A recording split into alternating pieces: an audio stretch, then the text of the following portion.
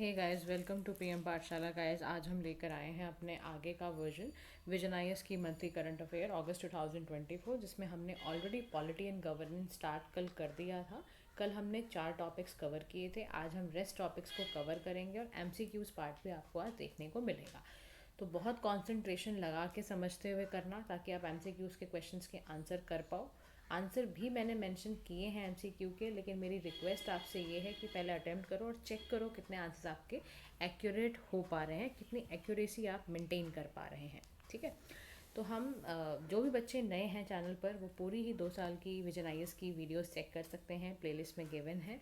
और चैनल को do like share and subscribe. तो हम शुरू करते हैं अपने आज पहले टॉपिक के साथ, जिसका नाम है सरोगेट एडवर्टीजमेंट्स।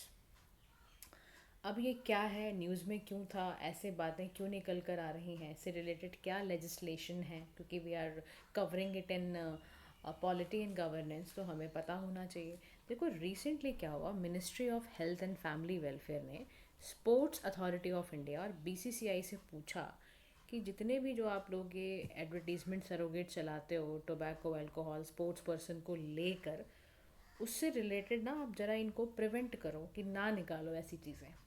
क्योंकि देखो, आप सरोगेट का मतलब याद रखना सब्सटीट्यूट होता है। सरोगेट मदर भी आपने सुना होगा, है ना। तो वही सब्सटीट्यूट होता है बेसिकली। अब क्या होता है, जैसे देखो, मान लो आप कह रहे हो मैं तंबाकू का टोबैको का कोई सब्सटीट्यूट ले रहा हूँ। तो जो उस तरह की चीज़ें होती हैं, टोबैको प्रोडक्ट के सब्सटीट्यूट लेना, अल्कोहल के सब्सटीट्यूट लेना, अल्टीमेटली चीज़ें जो वैसे ही जाएंगी ना। नशा तो नशा है, किसी भी फॉर्मेट में आप लो, नाम चेंज करने से कुछ नहीं होगा।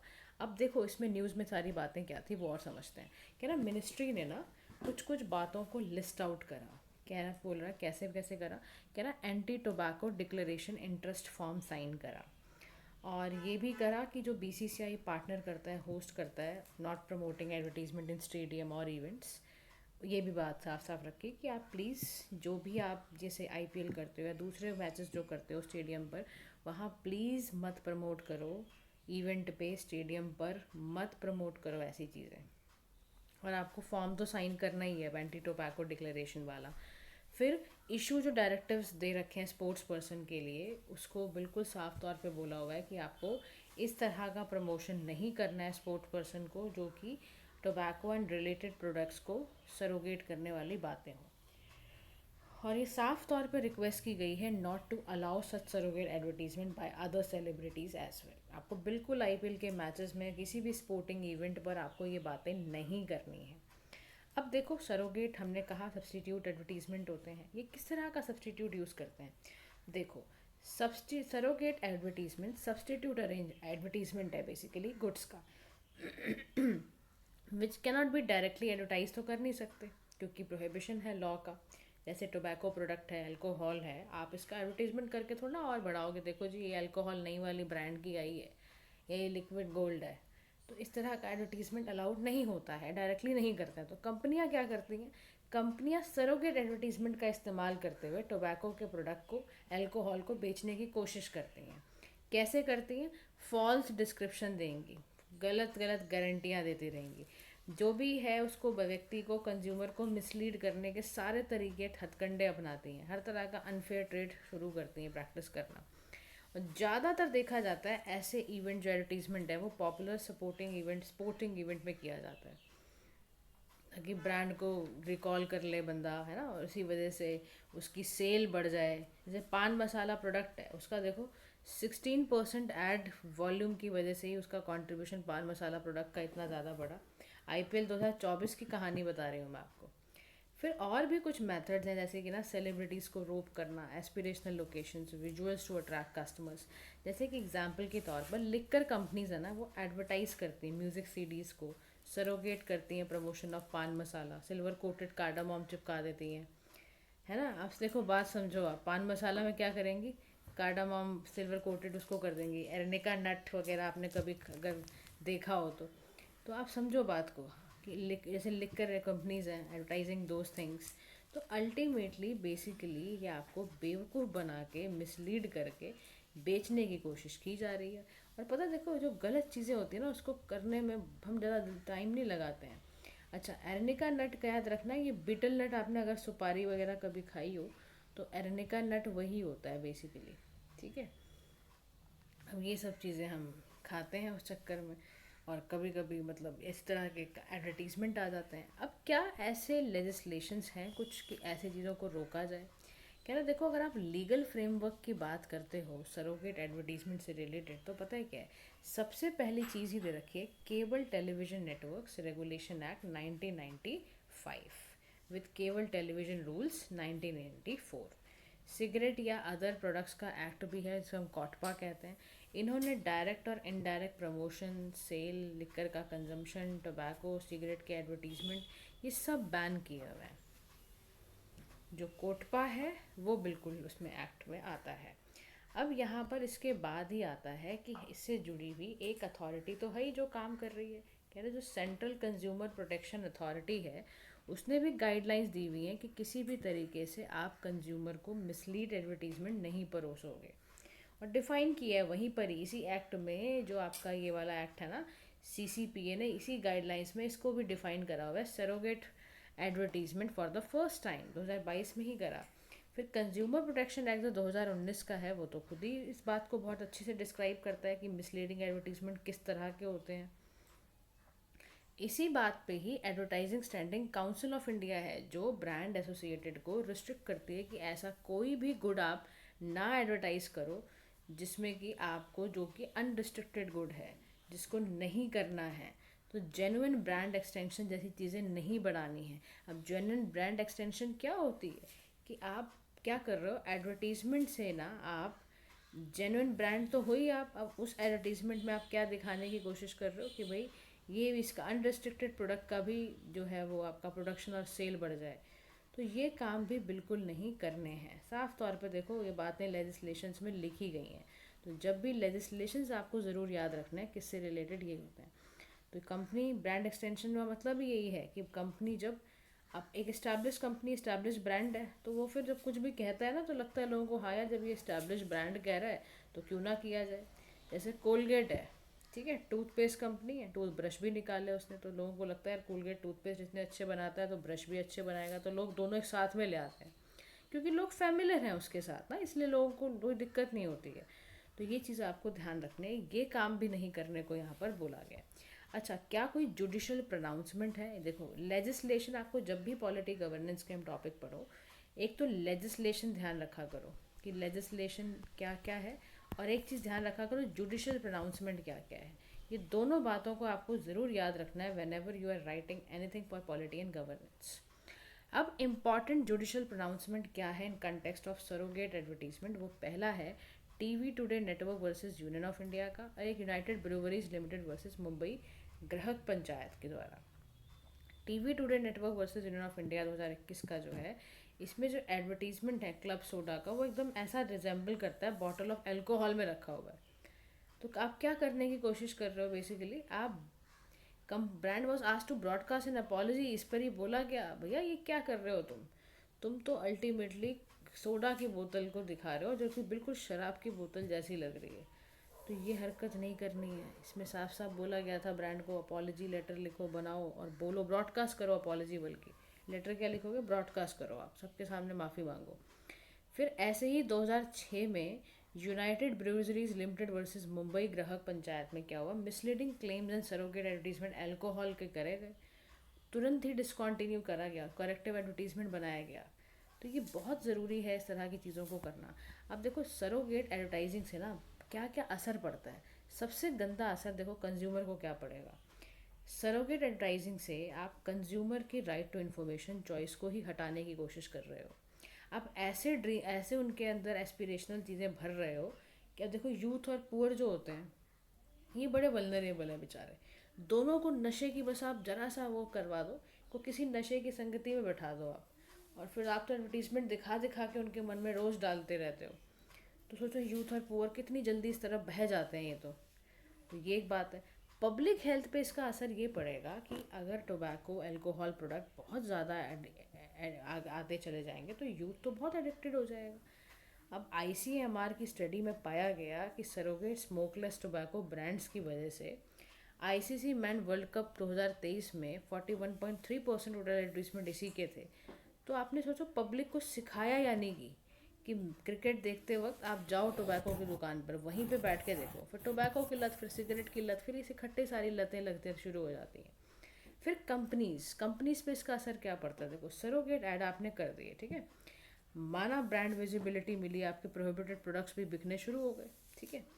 2019 के सर्वे ने साफ साफ बोला कि 70% जो कंज्यूमर है वो सरोगेट ऐड से इन्फ्लुएंस होके आता है, क्योंकि आप डिजिटल स्ट्रीमिंग करते हो। बीसीसीआई, स्टेट एसोसिएशन मिल के रेवेन्यू को तो बूस्ट करने के उन्होंने बड़े तरीके बना रखे हैं। ब्रांड पे ₹60 lakh for a 10 second ad spot. सोचो आप, इतना पागल हो आप? या तो प्रॉफिटेबिलिटी देख लो या वर्सेस एफिकेसी देख लो, कि आप अपनी ही बातों पे जब नहीं टिक पाओगे तो कुछ समय बाद आपको बंद कर दिया जाएगा, आप भी लिखना शुरू कर देना, अपॉलॉजी लेटर ब्रॉडकास्ट करना शुरू कर देना। फिर ये एक बात है। फिर नेक्स्ट असर पड़ता है एथिकल इम्प्लीकेशंस, या आपके ट्रांसपेरेंसी, आपके इतना लीगल लूप होल्स हैं कि कोई भी कंपनी आपसे सब्सटीट्यूट एडवर्टीजमेंट करके अपने अनरिस्ट्रिक्टेड प्रोडक्ट्स को भी बेच रही है और आपके कुछ भी लॉस कुछ कर नहीं पा रहे हैं। और सोशल इन्फ्लुएंस नच थ्योरी क्या कहती है? Out of sight out of mind. तो इसीलिए मार्केटिंग स्ट्रेटजी ये बिल्कुल काम करती है। आप लोगों को दिखाना बंद कर दो, उनका ध्यान जाना बंद हो जाएगा। सेलिब्रिटी क्यों इंडोर्समेंट करते हैं टोबैको और अल्कोहल प्रोडक्ट्स का? जब वो ही जाएंगे तो फिर लोगों को, तो यूथ को सबसे पहले मन करेगा कि यार ये पर्टिकुलर एक्टर जा रहा है या पर्टिकुलर एक्ट्रेस जा रही है तो हम भी करेंगे। तो ये एथिकल इम्प्लीकेशंस का भी आपको ध्यान में रखना है। और उसके बाद कौन कौन से ऐसे इश्यूज आते हैं जब हम सरोगेट एडवर्टीजमेंट्स को रेगुलेट करने की बात करते हैं? सबसे पहला इशू आता है हमारे लेजिस्लेशन में लूप होल्स होना। यानी हमारा लेजिस्लेशन क्या है? वीक है। हमारे डेफिनेशंस क्या हैं? बड़े वेग हैं। हम conditions make them open to interpretations. तो यानी हमारे बहुत ही ज़्यादा लूप होल्स आ जाते हैं लेजिस्लेशन के अंदर, लीगल लॉस के अंदर। फिर ऐसे इनफेक्टिव इम्प्लीमेंटेशन है लॉस की, लैक ऑफ अकाउंटेबिलिटी की बात है। फिर कंज्यूमर राइट्स जो है ही ना, आप देखो मेरी बात सुनो, कंज्यूमर राइट में आपके क्या क्या लिंक्ड है? राइट टू सेफ्टी कभी बताते हो सरोगेट एडवर्टीजमेंट वाले? आपकी हेल्थ और आपकी लाइफ प्रॉपर्टी दोनों से खेलेंगे। और ना ही क्वालिटी क्वांटिटी के बारे में बताएंगे, कितना ये कितना प्योरिटी स्टैंडर्ड से बनाया गया है। स्टोर्स करने का तो आपको मौका ही नहीं देंगे वो, आपको पर्टिकुलर ब्रांड से चिपका देंगे और आप चिपकते चले जाओगे। फिर कंज्यूमर एजुकेशन कहाँ गई? तो अल्टीमेटली सरोगेट एडवर्टीजमेंट कर कर आपने कंज्यूमर राइट्स को वायलेट किया है। कौन कौन से? Right to safety, right to be informed, right to choose, right to consumer education. फिर आप अनएथिकल प्रैक्टिसेस कर रहे हो, ये बहुत बड़ा कंसर्न है। पोटेंशियल यूज़ आप कर रहे हो, कंपनीज अपना मार्केट शेयर बढ़ाने के लिए कुछ भी करने को तैयार है। फिर आप क्या कर रहे हो? स्ट्रिंजेंट पनिशमेंट की कमी के कारण ही तो ये सब कुछ हो पा रहा है। आप दो प्रोपोर्शनेट पेनल्टी, बिल्कुल। Loss of job and revenue, क्योंकि क्या होता है, देखो प्रोडक्शन बढ़ा, हाई टैक्सेस बढ़ते हैं सिन गुड्स पे। सिन गुड्स क्या होता है? लिकर टोबैको को सिन गुड्स कहते हैं। ये significantly to job creation and state revenue. Production and high taxes की वजह से ही तो जॉब क्रिएशन स्टेट रेवेन्यू हो रहा है। तो क्या होता है, लोगों को लगता है यार नहीं, इसको और बढ़ाओ, इसके एडवर्टीजमेंट्स को और बढ़ाने की ज़रूरत है ताकि जॉब ना चली जाए, रेवेन्यू ना चला जाए। तो इसीलिए क्या कहा जा रहा है कि अब करना क्या है सिचुएशन में, कि बड़ी गंभीर सिचुएशन ना बन जाए। हमें वैसे भी हम नशा मुक्ति में एक तरफ हम केंद्र बना रहे हैं, एक तरफ सरोगेट एडवर्टीजमेंट पूरा लोगों को नशेड़ी बनाने पे तुले हुए हैं। तो इसीलिए जो स्टेक होल्डर का कंसल्टेशन मीटिंग हुआ, गवर्नमेंट के स्टेक होल्डर्स थे, ASCI हाईलाइटेड, उन्होंने कई बातें कही। इन्होंने एक साफ तौर पे बात कही कि भाई देखो, क्लियर डिस्टिंक्शन करने की ज़रूरत है। ब्रांड एक्सटेंशन एक अलग मामला है, रिस्ट्रिक्टेड प्रोडक्ट्स को गलती से भी लाने की आप कोशिश मत करिए, क्योंकि वहाँ पर मामला फिर ख़राब होने लगता है। और याद रखना, ASI का full form advertising standard council of India होता है। इसका काम ही यही है कि चेक करना कि काम किस तरह के स्टैंडर्ड्स पे काम कर रहा जा रहा है, ठीक है। तो याद रखना ये इस बात को कि सेल्फ रेगुलेशन करती है, एडवर्टीजमेंट का कंज्यूमर के इंटरेस्ट को प्रोटेक्ट करने का काम करती है। तो the ad should not make any direct और इनडायरेक्ट रेफरेंस मत दे प्रोहिबिटेड प्रोडक्ट्स का, कोशिश भी नहीं करनी है। रिजेम्बलेंस प्रेजेंटेशन नहीं लानी है। ऐसे अभी हुआ ना, मैंने आपको बताया महाराष्ट्र से पहले जो मैंने आपको 2021 का केस बताया था कि आप सोडा की बोतल ऐसे लिख कर उसमें दे रहे हो। फिर the ad must not use situation typical for promotion. फिर आप करंट लेजिस्लेशन को इन्हांस करो, क्लोजिंग लूप होल्स देखो। आप कोटपा जो है, ASI का क्लैरिफिकेशन डिफाइन कर दो, ban on surrogate advertising explicitly. Digital media का रेगुलेशन करो, digital platforms can come under the purview of regular regulations. तो sports betting, health centring supplement, gym related products, इस पर ध्यान देने की ज़रूरत है। अकाउंटेबिलिटी इन्हांस करो, आप पेनल्टीज़ को इंक्रीज कर दो, मीडिया कॉरपोरेशंस को वगैरह पे फाइन वगैरह लगा दो। रेगुलेटरी इंसाइट्स, पीरियोडिक ऑडिट करो, रियल टाइम विजिलेंस करो, बूस्ट करो पब्लिक अवेयरनेस एंड एजुकेशन, उसके लिए इन्फॉर्म करना शुरू करो, एजुकेट करो, कम्युनिकेशन के कैंपेन्स चलाओ। तो एडवर्टीजमेंट में यहाँ क्या कह रहा है कि एडवर्टीजमेंट का बहुत बड़ा इन्फ्लुएंस कंज्यूमर के माइंड पे होता है, और वो भी इस न्यू एज टेक्नोलॉजी में। क्यों? क्योंकि वो बार बार रिपीटेडली, देखो कोई चीज़ आप देखते जाओगे तो आपके मन में एक बार तो आएगा कि चलो एक बार देखते हैं इस प्रोडक्ट को लेकर। इसीलिए बहुत ज़रूरी है, एक हेल्दी सोसाइटी के लिए लेजिटमेसी क्लेम जो है वो होना बहुत ज़रूरी है। So this is about this topic. Now let's move to the next topic that talks about uniform civil code. Why it is in the news? देखो, अभी जब इंडिपेंडेंस डे की स्पीच थी तो आपने एक बात सुनी होगी कि प्राइम मिनिस्टर मोदी ने एडवोकेट किया कि यूनिफॉर्म सिविल कोड आना ही चाहिए, क्योंकि एक सेक्युलर सिविल कोड होगा ये। पहले जो होता था वो सब कम्युनल सिविल कोड थे जो अभी करंट में चल रहे हैं। अगर हम यूनिफॉर्म सिविल कोड लेकर आते हैं तो वो 15 अगस्त की स्पीच, या अगर आपने सुनी हो 15 अगस्त की स्पीच में उन्होंने बोला है, ये मंच से बोला है कि सेकुलर सिविल कोड है वो यूसीसी। यूसीसी क्या है? सेकुलर सिविल कोड है। अब क्या है यूसीसी? यूसीसी का सीधा सा मतलब है कि ऐसे जो पर्सनल लॉज हैं सभी रिलीजन पर, इरिस्पेक्टिव ऑफ एवरी रिलीजन, सारे के सारे जो पर्सनल लॉज हैं वो कैसे होने चाहिए? यूनिटरी होने चाहिए। जो मैटर्स हैं under the scope of personal law, जैसे मैरिज है, डिवोर्स है, मेंटेनेंस है, इनहेरिटेंस है, अडॉप्शन है, सक्सेशन है, ये सारे के सारे जो हैं वो under the scope of personal laws आते हैं, और ये सभी के लिए एक जैसे हो जाए।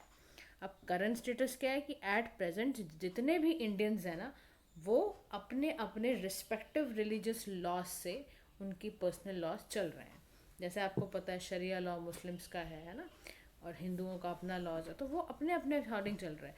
कह रहा गोवा ऐसा राज्य था जिसमें कॉमन सिविल कोड है, पोर्टुगीज सिविल कोड ऑफ 1867, और उसके बाद 2024 में उत्तराखंड ने यूसीसी को अडॉप्ट किया है। अच्छा, 2018 में जब 21st Lok Sabha law commission of India ने बड़ी अच्छी बात कही कि यूसीसी ना ही ज़रूरत है ना ही इच्छा है किसी की स्टेज पर आने की, रादर रिफॉर्म्स लेनी चाहिए हर एवरी रिलीजन पर, और जेंडर जस्ट बनाने की ज़रूरत है। ये साफ साफ 21वीं जो लॉ कमीशन ऑफ इंडिया 2018 में बैठा था उसने ये बात कही थी। तो आपको हर तरह के पहलू पता होने चाहिए गाइस, ठीक है। अब इंडिया में यूसीसी की ज़रूरत क्या है? ठीक है, क्या ज़रूरत है? आर्टिकल 44 जो डीपीएसपी का पार्ट है उसको क्या ज़रूरत है लाने की? आपसे मेरा सवाल है, डीपीएसपी किस पार्ट के अंडर आता है? ये आपके जवाब आपको इस सवाल का देना है। अब देखो, नीड सबसे पहले तो यही है कि डीपीएसपी की कॉन्स्टिट्यूशनल ड्यूटी को हम पूरा करना चाहते हैं। हम चाहते हैं जेंडर जस्टिस हो, नेशनल इंटीग्रेशन हो, इक्वालिटी हो, इसीलिए हम चाहते हैं कि आर्टिकल 14 भी इससे फुलफिल होगा, और हमारा जो सपना है सेकुलर स्टेट का, कोई भी रिलीजियस बिलीफ किसी सिविल मैटर को डिक्टेट ना करें, वो सपना हमारा पूरा हो जाएगा। फिर कंटेम्प्रेरी सोसाइटी में, क्योंकि हम नहीं चाहते, क्योंकि देखो अगर आप शरीयत एप्लीकेशन एक्ट 1937 मुस्लिम पर्सनल लॉ देखते हो तो वो बहुत पॉलीगेमी वगैरह को प्रमोट करते हैं जो वुमेन के अगेंस्ट है, इसलिए डिस्कार्ड करना हमारी जिम्मेदारी है। हमें ऐसे लॉ जो सोसाइटी की प्रोग्रेस को रोकें, हमें तो इसको बिल्कुल हटा देना चाहिए। बिल्कुल सही बात है, ऐसे केस में यूसीसी आना चाहिए। तीसरी चीज़ है फुलफिलिंग इंटरनेशनल ऑब्लिगेशंस, यानी कि जस्टिफाई करना इंडिया के मेंबरशिप को at various human right conventions, protocols वगैरह को, जो भी यूएनएचआरसी में लिखा है वो सारे मिला के। सिंप्लीफिकेशन करो आप लॉस का, स्टैंडर्डाइज प्रोसीजर पे लिख दो पर्सनल मैटर जो भी लिखे हुए हैं, फास्टर, ताकि और एफिशिएंट रेजोल्यूशन हो डिस्प्यूट्स का। फिर आप अडेप्टिंग टू मॉडर्न टाइम्स, आप क्या करो, इम्प्लीमेंट करो यूसीसी को और ऐसे लॉस के साथ ताकि सोशल लैंडस्केप पर वो हो पाए और इंक्लूसिबिलिटी प्रमोट हो पाए, इंडिविजुअल की फ्रीडम प्रमोट हो पाए। इसलिए भी हमें यूनिफॉर्म सिविल कोड की बहुत ज़्यादा ज़रूरत है। कह रहा देखो, इसकी ज़रूरत है ना कुछ केसेस के कारण भी आई, कुछ ऐसे लीगल केसेस के कारण भी ऐसा लगने लगा सरकार को कि ज़रूरत आ चुकी है कि यूसीसी होनी चाहिए। कह रहा कैसे? कह रहा 1985 में सबसे पहले अहमद खान वर्सेस शाह बानो बेगम का केस आया, जिसमें जेंडर जस्टिस नीड बहुत लगा हमें कि पर्सनल लॉस का होना ही चाहिए। अगर आप इस केस को ढंग से पूरा पढ़ो तो आपको लगेगा कि इसके साथ बेचारी वुमेन के साथ क्या हुआ है। तो उसके बाद सलाम मुदगल वाला केस आया, इसमें भी आपने देखा पर्सनल लॉस का बहुत मिसयूज़ हो रहा है। शायरा बानो वर्सेस का 2017 का केस था तलाक इब्बत, जिसमें इंस्टेंट तलाक को रोकने की बात आई। ये सब क्यों किया जा रहा है? ताकि हमारे पर्सनल लॉस किसी भी तरीके से जेंडर जस्ट सोसाइटी बना पाए। फिर इश्यूज़ क्या है इसको इम्प्लीमेंटेशन करने की? सबसे बड़ी दिक्कत हमारे देश में ये है कि हम देखो, माना कि यूनिटी इन डाइवर्सिटी तो होता है, लेकिन जब पर्सनल लॉस पे आप किसी के अटैक करते हो ना तो बहुत दिक्कत आती है। क्यों? क्योंकि आर्टिकल 25 ऑफ द कॉन्स्टिट्यूशन साफ कहता है रिलीजियस फ्रीडम है। अब आप क्या करोगे? कैसे अंडरमाइन करोगे किसी की कल्चरल रिलीजियस आइडेंटिटी? लेकिन फिर भी मैं तो कहती हूँ कि यार देखो, जहाँ बात जस्ट सोसाइटी जेंडर बायसनेस की आती है वहाँ पर फिर यूसीसी ज़रूर है कि लगाना चाहिए। फिर कंसेंसस की बड़ी दिक्कत है, सारी कम्युनिटीज़ इस पे राज़ी नहीं होती हैं, सोशल अनरेस्ट इसके लिए फैलता है। फिर कोऑपरेटिव फेडरलिज्म की दिक्कत है। बहुत सारे ऐसे एक्सपर्ट्स हैं जो कि लेजिस्लेटिव कॉम्पिटेंस पे बात करते हैं, जो कि कोऑपरेटिव फेडरलिज्म को ही हटा देते हैं। तो कोऑपरेटिव फेडरलिज्म का गाइस यही मतलब है कि स्टेट और सेंटर बैठ के देखो, इस ऐसे जो मैटर होते हैं ना, बिना बातचीत के ये मैटर्स कभी नहीं सॉल्व होंगे। इन मैटर्स के लिए तो आपको कुछ ना कुछ ऐसा करना ही पड़ेगा जिससे कि सब लोग मिलकर इस पर काम करेंगे, तभी कुछ मैटर ये सॉल्व हो पाएगा। अदरवाइज़ ऐसे मैटर्स आप देखोगे कि ज़्यादातर सॉल्व नहीं होते हैं। फिर उसके बाद वे फॉरवर्ड में कह रहा है कैसे हम यूसीसी को बेसिकली इम्प्लीमेंट करें। ऐसा कैसे हो सकता है कि ये इम्प्लीमेंट हो पाए? ये भी एक बड़ी चैलेंज है, इसको करना इतना आसान नहीं है। क्योंकि देखो, जब आपकी बात पर्सनल लॉस की आती है ना तो लोग उससे पीछे हटते हैं। और कोऑपरेटिव फेडरलिज्म की जहाँ बात है तो वहाँ तो हम वैसे ही बहुत फ्लेक्सिबल, बैलेंस और पार करके चलना है, समझ रहे हो? कि गवर्नमेंट को स्टेट के साथ मिल के ऐसा काम करना है, क्योंकि देखो ये बहुत बड़ा मुद्दा है, ये पूरी पब्लिक को इम्पैक्ट करने वाला है। ठीक है, इसीलिए कह रहा है वो कोऑपरेटिव फेडरलिज्म के अगेंस्ट यूसीसी है इस वक्त। तो वे फॉरवर्ड में बोल रहा है कंसेंसस बिल्डिंग करो, आप सबके साथ मिलो, बातचीत करो और सोशल डिस्कॉर्ड को प्रिवेंट करो। फिर हर बात का देखो एनालिसिस निकालना चाहिए, सोशो इकोनॉमिक इम्पैक्ट। जो भी मार्जिनलाइज वल्नरेबल कम्युनिटीज़ हैं उनके साथ मिलो, बैठ के बात करो, बताओ देखो उन पर क्या सबसे बड़ा असर पड़ेगा। क्योंकि जब भी हमारे कानून इस तरह के बन रहे होते हैं जो पूरी पब्लिक पर असर डालने वाले होते हैं, हमें सबसे पहले उन लोगों को उठाना ज़रूर चाहिए जो कि बहुत ही नीचे तबके के लोग हैं, जो मार्जिनलाइज्ड हैं, जो वल्नरेबल कम्युनिटीज़ हैं। फिर एजुकेशन एंड अवेयरनेस की बात है कि हमें progressive and broad minded outlook के लोग चाहिए। और कोडिफिकेशन करना है सभी पर्सनल लॉस का, कोडिफाई कर दो, उससे भी बहुत ज़्यादा मदद मिल जाएगी। अब हम चलते हैं अपने नेक्स्ट टॉपिक की ओर, जिसका नाम है लेजिस्लेटिव इम्पैक्ट असेसमेंट। अभी तक हम इन्वायरमेंट इम्पैक्ट असेसमेंट पढ़ते थे, EIC, अब हम पढ़ेंगे LIC, legislative impact assessment. Sorry, EIA पढ़ते थे, अब हम LIA पढ़ेंगे। देखो, रिसेंटली 2 जज बेंच की सुप्रीम कोर्ट ने सजेस्ट करा कि कॉम्प्रिहेंसिव स्टैट्यूटरी ऑडिट होना चाहिए महाराष्ट्र के स्लम एरिया एक्ट पर। क्या होना चाहिए? कॉम्प्रिहेंसिव स्टैट्यूटरी ऑडिट होना चाहिए, यानी कि हमें ये चेक करना है कि वो कैसे किसी स्लम रूल्स को, लॉस को मान भी रहे हैं या नहीं मान रहे हैं, उस हिसाब से चल भी रहे हैं या नहीं चल रहे हैं, होना बहुत ज़रूरी है। लेजिस्लेटिव इम्पैक्ट असेसमेंट, जैसे हम इन्वायरमेंट के इम्पैक्ट को असेस करते हैं ना कि भाई पर्टिकुलर जगह पर कितना इन्वायरमेंट ख़राब चल रहा है, इसमें यहाँ पे जो प्रोटोकॉल्स लगाए जा रहे हैं वहाँ माना भी जा रहा है कि नहीं माना जा रहा है, ऐसे ही लॉज माने जा रहे हैं या नहीं माने जा रहे हैं, उसको ऑडिट करने के लिए महाराष्ट्र स्लम एक्ट पे काम हो रहा है। तो कोर्ट ने direct came in response to several systemic issues in implementation of the act कि प्रॉब्लमेटिक एरियाज कहाँ कहाँ हैं। देखो, सबसे पहले बात पता है क्या होती है? ये आइडेंटिफाई करना कि स्लम एरिया है, क्या यहाँ अकोमोडेशन का प्रोविज़न है स्लम ड्वेलर्स के लिए। तो फर्दर ये एम्फसाइज करता है executive branch has a constitutional duty to not just implement laws but also monitor it. तो कोर्ट ने क्या बोला कि हमें कॉम्प्रिहेंसिव स्टडी करनी पड़ेगी, एक सिस्टमेटिक ढंग से ये पूरा इवेलुएट करना पड़ेगा कि जो ये लॉज बनाए गए हैं ये कितने इफ़ेक्टिव हैं और क्या इनके कॉन्सिक्वेंसेस हैं, इनसे परिणाम क्या निकल रहा है। इसी को कहते हैं लेजिस्लेटिव इम्पैक्ट असेसमेंट। यानी कि इसमें आप क्या करते हो, आप एनालाइज करते हो किसी भी लॉ या कोई भी जो लॉ बनाया गया है उसके पॉजिटिव इफेक्ट क्या है, नेगेटिव क्या है, उसको मल्टी डायमेंशन के रूप में देखते हो। यानी उसमें प्रॉब्लम क्या है, उसमें चॉइसेस क्या हैं, उसका कंपैरेटिव, उसको स्टेक होल्डर्स कैसे देख रहे हैं, लोगों की क्या चॉइस है, उस पर लोगों पर क्या असर पड़ रहा है, पोस्ट लगाने के बाद, इम्प्लीमेंट करने के बाद इसका क्या असर है, सारा असेसमेंट करने को हम लेजिस्लेटिव इम्पैक्ट असेसमेंट कहते हैं। अब इंडिया जैसे देश में LIA करना क्यों ज़रूरी है? वो इसलिए ज़रूरी है क्योंकि सबसे पहला फैक्टर है एविडेंस बेस्ड पॉलिसी मेकिंग। देखो, थॉरो अगर असेसमेंट होगा लेजिस्लेशन का इनेक्टमेंट के पहले और इनेक्टमेंट के बाद, तो इससे जो डिसीजंस निकल कर आएंगे वो बहुत अच्छे होंगे और ये आपके रिसोर्स एलोकेशन को भी ऑप्टिमाइज करेगा। फिर दूसरी बात है लेजिस्लेटिव क्वालिटी की। LIA जो है इससे कॉन्फ्लिक्ट रुकेगा, एम्बिग्यूटी ख़त्म होगी, cross purpose and overlapping loss ख़त्म होंगे। ओवरलैप करेगा ये जितने भी आपके जुरिडिक्शन है, सेक्टोरल जुरिडिक्शंस हैं, कंपटीशन कमीशन ऑफ इंडिया के। LIA basically can help reduce burden on judiciary as well. इससे जितने भी आपके स्टेक होल्डर्स थे, फीडबैक मैकेनिज्म है, सारे के सारे इस्तेमाल किए जाएंगे। फिर तीसरी चीज़ है स्क्रूटनी करना डेलीगेटेड लेजिस्लेशंस के। तो LIA क्या कर रहा है, ये असेस करेगा whether the powers delegated to executive authority वो कितनी अप्रोप्रिएट हैं। कहीं ऐसा तो नहीं कि उसमें जो डेलीगेशन चाहिए था, वो जो स्क्रूटनी चाहिए थी, वो हो ही नहीं पा रही है। इससे आपका क्या होगा, मेलिफिसेंस यानी intentional act of wrong doing बढ़ेगा। इससे कमीशन जो होगा वो इम्प्रॉपर तरीके से काम करेगा। फिर नेक्स्ट चीज़ है रिस्पॉन्सिव एंड रिस्पॉन्सिबल गवर्नेंस की। LIA जो होगा वो उसके स्कोप होंगे मिड टर्म कोर्स करेक्शन करना, पॉलिसी रिवीजन करना। ठीक है, तो यानी पीरियोडिक असेसमेंट होगा लेजिस्लेटिव इम्पैक्ट का, जिससे ट्रांसपेरेंसी लॉ मेकर्स वगैरह की बढ़ती चली जाए।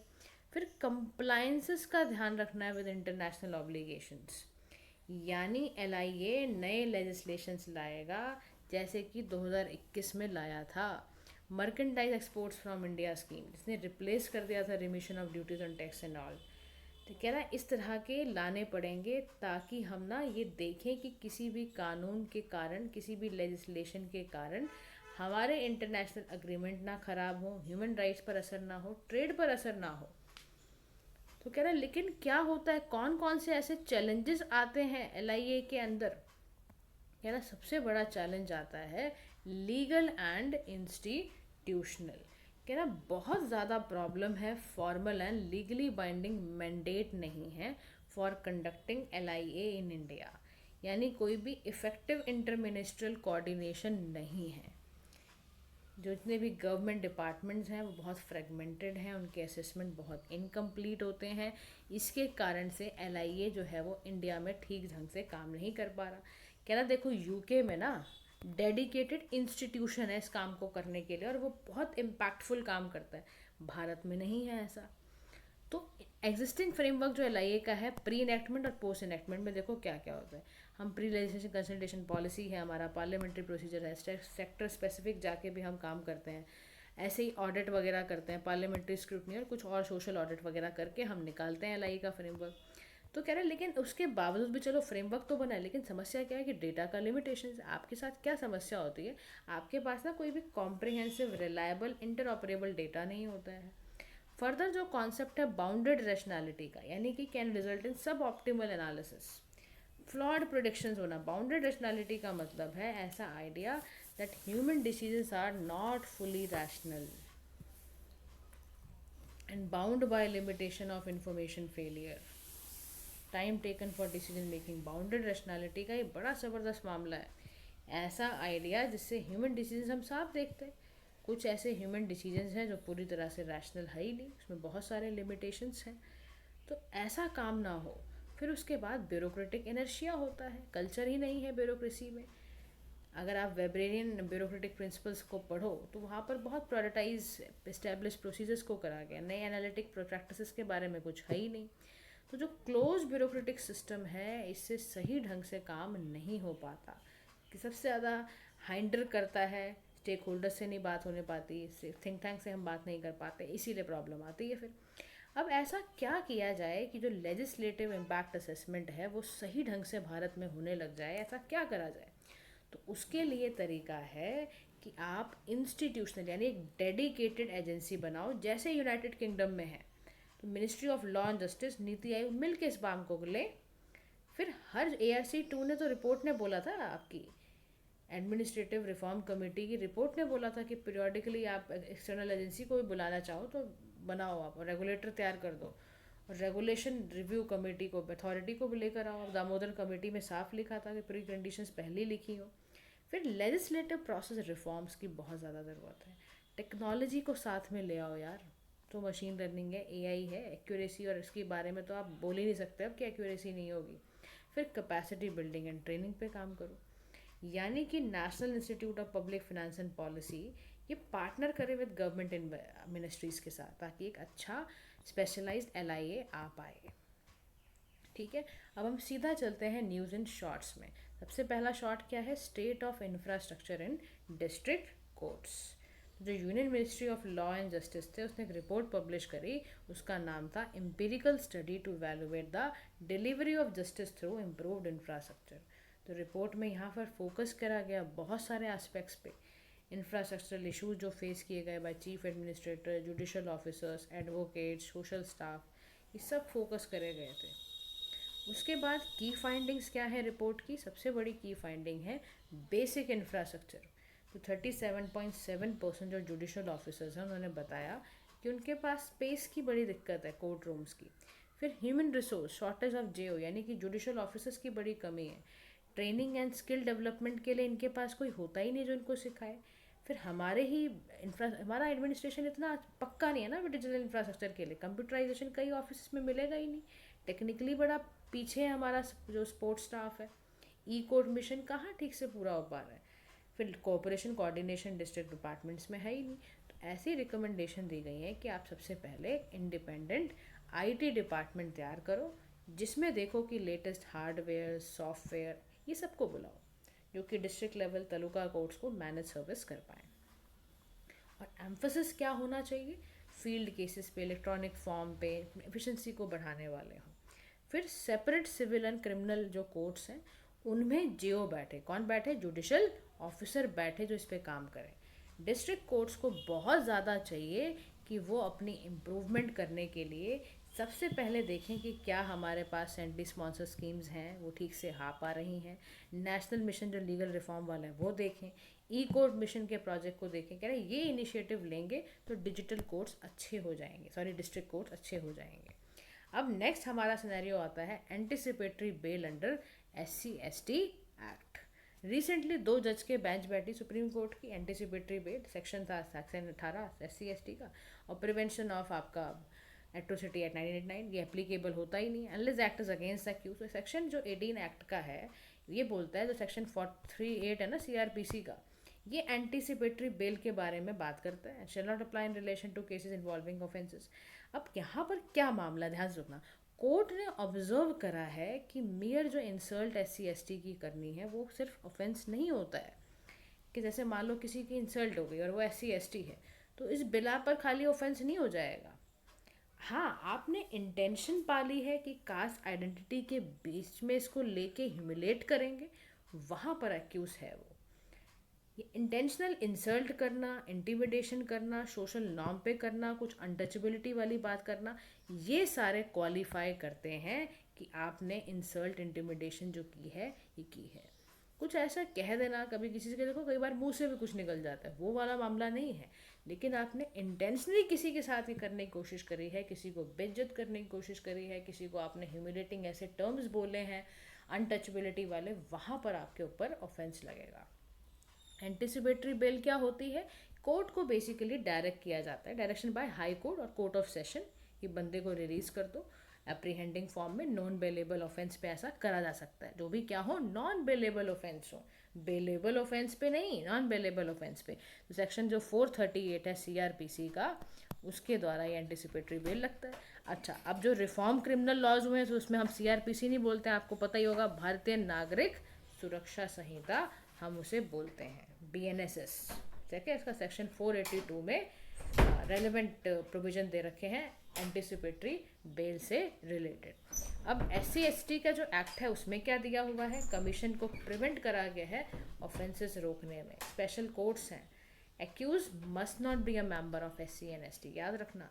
SC/ST प्रिवेंशन एक्ट में साफ बोला हुआ है मैनुअल स्केवेंजिंग नहीं होनी चाहिए। SC/ST का जो वुमेन DT टेम्पल्स वगैरह है, देवदासीज वगैरह, यहाँ पर इन सभी ऑफेंसेस में लगते हैं एम्प्लॉइंग मेंबर। अगर आपने मैनुअल स्केवेंजिंग में लेकर आए, आपने माता बना ली, आपने जाके किसी टेम्पल में रख दिया, देवदासी का काम आपने करवाया अगर, तो आप इसी एक्ट में फंसोगे अच्छी तरीके से। फिर नेक्स्ट हमारा टॉपिक है डीलिमिटेशन कमीशन का।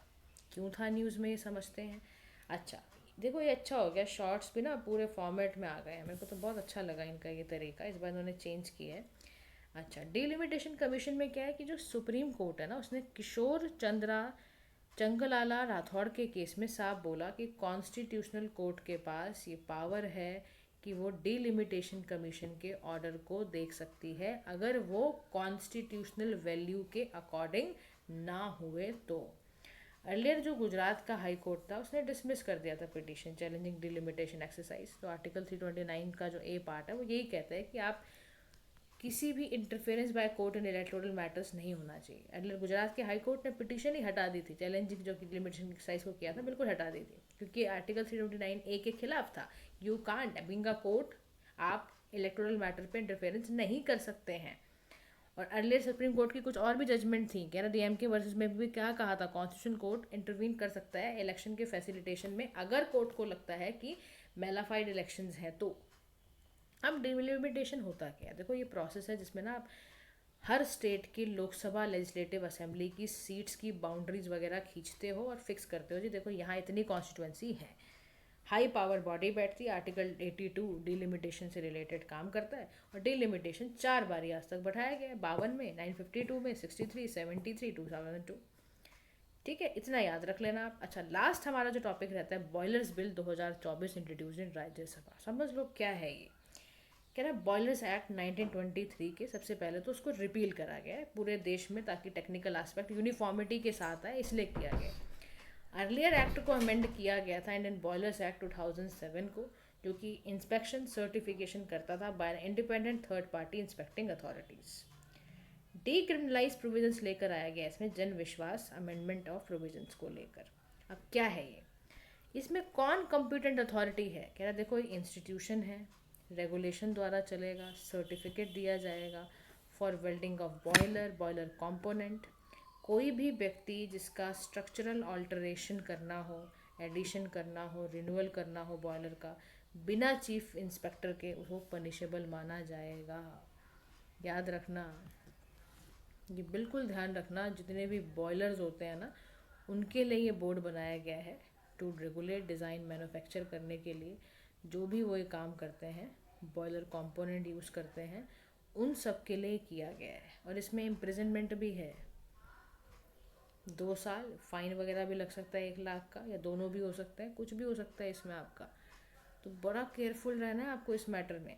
सेंट्रल गवर्नमेंट के पास पूरी पावर है कि कोई भी डिफ़िकल्टी अगर प्रोविजंस में आ रही है पीरियड ऑफ 3 ईयर्स तक, तो उसको वो चेक करेगा, चेंज भी कर सकता है, रिमूव भी कर सकता है।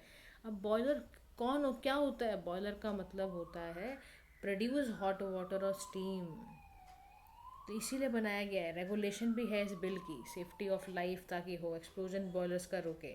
अनरजिस्टर्ड किसी अनसर्टिफाइड बॉयलर को तो आपको वैसे ही नहीं करने देना है, तो वो तो एक्सीडेंट कराएगा, समझ रहे हो। तो इंडस्ट्रियल बॉयलर्स को बर्निंग ऑफ फ्यूल की लार्ज क्वांटिटी में वो बॉयल करते हैं, बर्न करते हैं हायर टेम्परेचर में, इसीलिए ये काम करा गया है। तो हमें दोनों बातों का ध्यान में रखना है बॉयलर्स एक्ट के टाइम, ठीक है। अब हम सीधा चलते हैं हमारे MCQ पार्ट में जो आपको करने हैं। सबसे पहले देखो आप क्या करोगे, आप खुद से अटैम्प्ट करोगे और मुझे बताओगे कि कितने मार्क्स आपके आ रहे हैं, कितने आंसर्स ठीक हैं। तो very first question is this, pause करो वीडियो को, आंसर करते जाओ, ठीक है। बहुत मुश्किल क्वेश्चन मैं डालती नहीं हूँ, आसान से क्वेश्चन हैं, लेकिन कभी कभी हमारे आसान क्वेश्चन ही गलत हो जाते हैं। That is why I am telling you कि आप हर तरह से प्रिपरेशन में अपने ध्यान रखो। Fourth question is related to MyGov platform, आपके सामने है, ये रहा एक डी का पॉइंट भी। क्वेश्चन 5th है सरोगेट एडवर्टाइजिंग से रिलेटेड। फिर आपका कंज्यूमर प्रोटेक्शन वाले से रिलेटेड क्वेश्चन है, ये करना है आपने। 7th क्वेश्चन यूसीसी है। 8th आपका सीसीआई वाला है, ठीक है, इसके ये ऑप्शंस है। डिलिमिटेशन कमीशन का क्वेश्चन है, इसको चेक करना। और लास्ट में आपके गाइस आंसर दिए हुए हैं, लास्ट में चेक कर लेना कितने आपके आंसर्स ठीक हो रहे हैं। अगर ठीक होंगे जितने ज़्यादा, उतना आप मुझे स्कोर भी अपना बताना। So thank you so much for listening. Do like, share, subscribe to PM Pathshala. Have a nice day.